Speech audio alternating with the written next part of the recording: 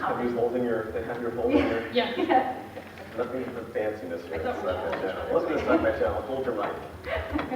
So we have a clip that we wanted to show, but I thought, better than you guys to tell us a little bit about what the series is about and how it works. And Okay. Well, Lost Girl follows the story of Bo, which is the character that I play. And Bo grew up thinking that she was human, like every girl. And when she became a teenager, she had, urges, sexual urges that went beyond normal teenage urges. And she discovers at the beginning of the series, in season 1, that she's not human, that she's actually a succubus and part of a whole fae underworld that live and feed among humans. So, the adventure unfolds from there. hijinks ensue. Yes, exactly. And Bo gets to learn about, in one sense, it was a great relief for her to find out that, what she is. But at the same time, it opened the door to a lot of questions. And those questions get answered and challenged and answered and challenged throughout the season. Wow, couldn't have said better myself. Let's watch a quick clip. Okay. Actually.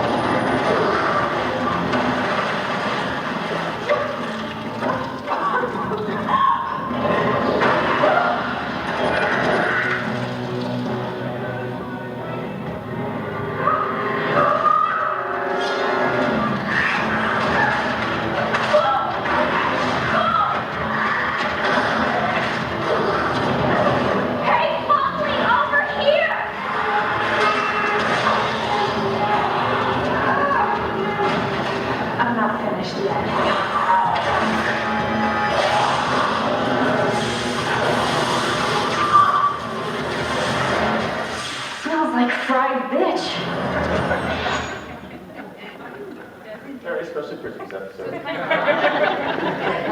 gotta be a rom-com. It's gonna be a rom-com. Well, that clip stresses me out. First of all, I gotta say, amazing, right? The amount of just technical, expertise in that. Let's just talk about that scene for a second, because I was watching it going, wow. Yeah. It makes my heart race actually watching it, because she was really strong. But it was really, it was an amazing sequence to shoot. And she was this incredibly talented stunt woman, but it was challenging. Yeah. Yeah. And Zoie, give us a little bit of your character and what do you do in the show? I play Dr. Lauren Lewis, and what's interesting a little bit about her is that she's one of the few humans that work directly with the fae. And I work in the beginning. Bo and Lauren meet up, and there's a few sparks, perhaps, and a bit of a triangle with another character on the show, Dyson, played by Crystal Winter. And I sort of help Bo control the urges scientifically. So she comes for periodic injections and the like. And so Lauren and she works with the fae. You never sort of learn. Well, the season sort of opens with you're not sure why she's working for the fae and why there's a human doctor and not a fae doctor. And so that storyline sort of unravels as the season does too. It's a really interesting character because you definitely wanted someone like that in this kind of show. Because as a viewer, you're like, what the hell's going on? Yeah. There's a lot of questions around that character and why she's there and why she's so sort of indebted to that group, the Life Fae. Yeah. But I think it seems like, and I think the show very nicely is able to get through a lot of that expositional, how it works, all the different types of fae, in a very organic way. Bo has all those questions. she just learned that she's not human, that she's a succubus, and about the Fae, and that they exist, you know? So that sort of, those questions are asked by her and by the audience as well. Yeah, you guys sort of have the same questions. Yeah. The audience and Bo. Yeah, Yeah. That's Yeah. always nice. yeah. Yeah. Trust me. And something else I'll say about the show too, because Zoe just brought up the light Fae, is that the other thing that Bo learns is that the Fae are divided amongst light and dark. And what that sets up in our show is this very interesting political system and divide. And that creates a lot of conflict on the show and is just another really interesting thing about Lost Girl. Yeah, Yeah. that's absolutely right. Especially second season, it really does seem to kind of take off in that way. Yes. How did you get involved in the show? Well, I'm Canadian, and I lived in Toronto for quite a few years. That's where our show shoots. And I live in Los Angeles now, and the script came my way, and I saw, you know, female sex sci-fi babe. I thought, what? She came running. And I came running. I said, that's for me. I think I actually came into the process a little late in the game, and you know, I loved what I read because, you know, Bo, she's a sexual creature. She's a sexual being. So right away I thought, okay, what's going on here? What is this about? But what I loved is that it's Bo's greatest sense of shame grows into her greatest strength. And that's something that appealed to me. And I think I think it appeals to young women watching the show. Our audience is so broad. I mean, we're in our second season in Canada. We're airing in the UK and Australia, and the people I meet that watch the show are such a broad audience. You know, we have different generations, and all the different kinds of people are really drawn to the show. Guys, girls, young Yeah. people, like, it really seems to have hit, you know, a good big group. Yeah. It's been lovely for us. And Yeah. But that's what drew me to the show, was a strong female lead and female character who is scared a lot of the time, but can't be. Right. She has to figure it out, and she does. That's great. Not always, but for the most part, she does. It also, and you get a little sense of, I mean, there's something like the prime pitch line, but you also do get a sense, there's a certain tongue-in-cheek quality, and Oh, with yeah. Lauren too, that there's like this, it doesn't take itself too seriously. It No, does there's kind of- great humor in the show. I think that's one of my favorite things about the show, is that they have, along with some really intense moments, there's tons of fun and lots of that sort of, you know, it's witty. And I think all of the female characters on the show are really interestingly written. Kenzie, played by the very talented Cassandra Solo, who can't be here. Who was the fried bitch line? Yeah, Yeah. she's fantastic on the show, and like, what a great character, you know? Yeah, She yeah, had a good time playing that character. you can tell. I mean, it is, she gets all the great, that like, Yeah, like, why does she get the great lines? Yeah, well, but she does them, no one else can do that, she Yeah. does a great job. Yeah, we have some experience with that with Claudia on our show. Allison Scagliotti on Warehouse is the same way. Yeah. Like, she just has that zinger that you wish you had said. So, are you, and you're now doing 9 more episodes, right? You've got additional episodes you're shooting. We did. We got back 9. So we're actually currently filming episode 15 of season 2. And we Excellent. started airing season 2 in Canada Yeah. as well. So it's, That's right, we're airing and shooting. yeah, we're airing and shooting. That's That right. never happens. Not often. To us. No. But it's great. Are you in that zone? It's funny because I was with Colin yesterday, and he said there's that point at which you suddenly start to get recognized, and you realize like something happens, you reach a threshold where people start to just stop you in the street. Are you at that point now? Yeah. Yeah, and it's great because people want to come up and tell you why they love the show. They don't just sort of say, "Are you that girl?" You know, they say like, "Oh, my mom watches the show, and this is why she loves it," or "My brother watches it," and it's cool. That's It's great. funny those moments though, because it never occurs to me anyway that that's why someone might be looking at me. So I always have to go, what? Oh, right, sorry. What do you want? Yeah. That's great. Well, wait till it airs on Syfy. Then that's a whole Yeah. other level. Yeah, it's thrilled. Yeah. Totally thrilled. Then you're in that little tram in the airport in Orlando, and people are stopping you in the tram. I was like, oh my God. He's like, I know, right? I was like, thank God that's not me. As long as they don't expect a succubus kiss, I'm okay. I will inject people though. Yeah. Right. She will. Yeah. She will. Okay, and with that, let's start up the new questions. Okay, my question is actually from your fans on Twitter.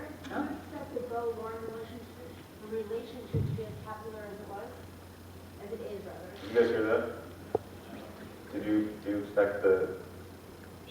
Thank you. Did you expect the Lauren-Bo relationship to be as popular as it is with the fans?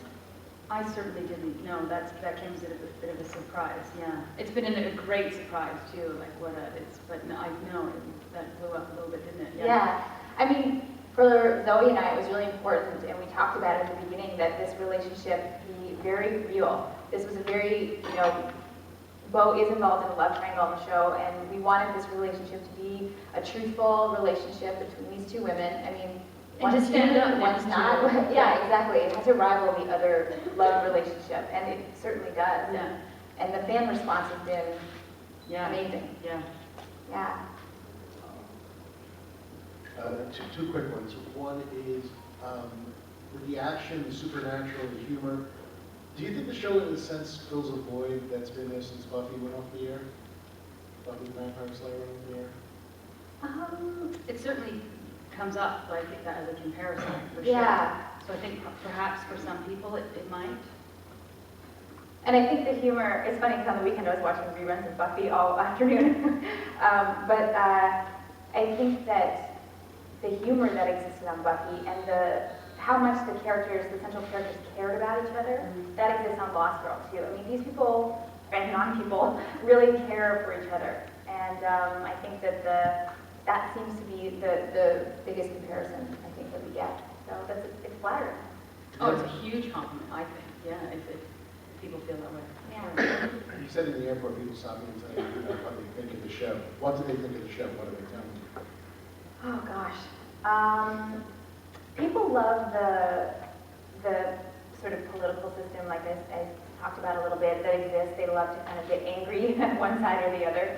A lot of younger women love to see a character whose sexuality is a big part of who she is, but is really strong and empowered by that. So I think people talk about that a lot. People love Kenzie's one-liners, It's really mixed, I have to be honest. It's really, really mixed. There's not something really specific. It's a pretty passionate audience too, They have very specific opinions and how they feel like storylines should go and characters should be developed and Yeah, they've taken ownership. yeah, which is great. Yeah.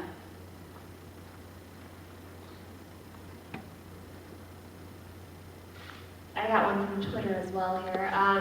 We haven't heard much about the Fae human aspect of Bo and Lauren's relationship since season 1. How do you think these dynamic factors affect the relationship itself and your portrayal of it?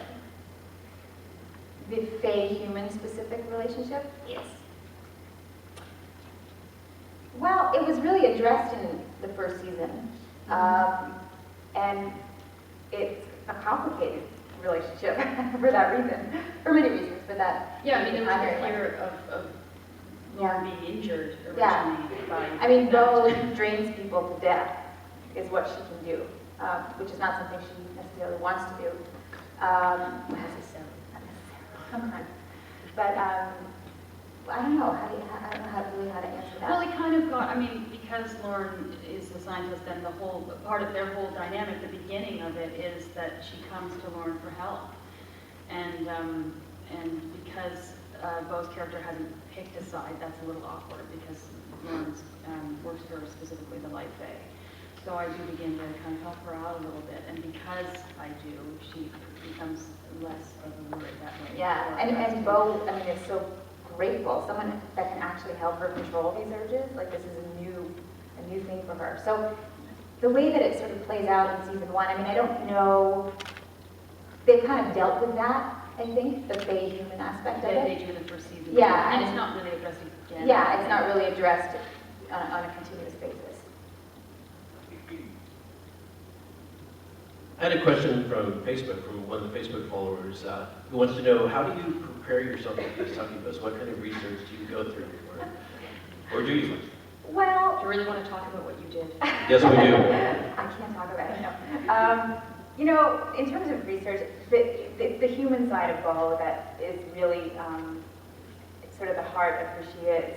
A succubus is who and what she is as well. In terms of getting ready to play, I actually knew what a succubus was, and some people asked me that question too, like, did you even know what that was? And I did, because I used to have these recurring nightmares. and had read about the incubus, succubus phenomenon. And so in terms of playing that, I think you play the human side, if that makes any sense. In terms of the succubus, you know, the first episode we did where I had to do a succubus kiss, that guy got a lot of kissing and airtime because we really had to figure out what that kiss was going to look like, what draining someone's chi meant, and how that would play out. And we sort of came up with something that would then be the standard for the succubus kiss on the show.